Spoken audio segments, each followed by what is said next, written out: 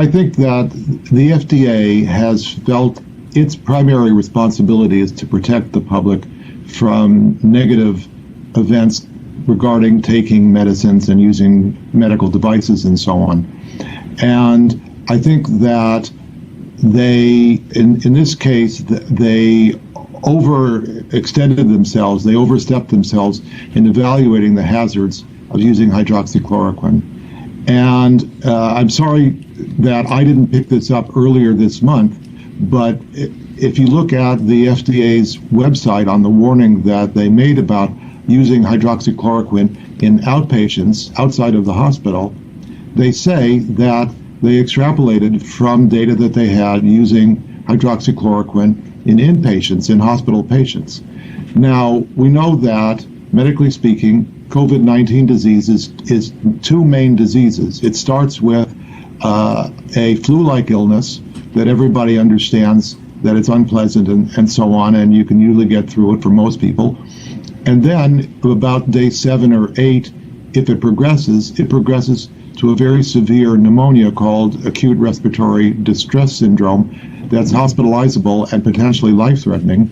And this disease then starts to spread to almost every organ of the body, including the heart.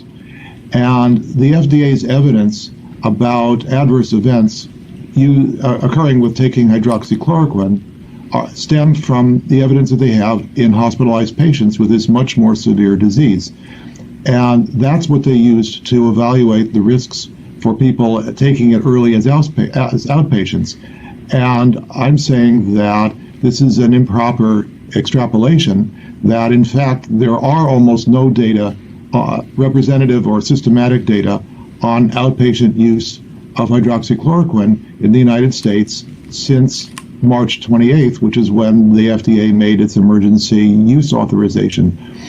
And so because of that, the FDA hasn't really evaluated the adverse events that occur in use in outpatients. And we know from other studies that those adverse events in outpatients are minuscule. The people who should be compared to outpatients taking it for COVID are people with rheumatoid arthritis, or people taking it for malaria prevention, or for lupus, or for and so on. Those are the more healthy, normal people, much more like COVID outpatients, who would be more reasonable to compare adverse events in. And when we do that, then the data show that the number of adverse events of cardiac arrhythmias in particular are minuscule.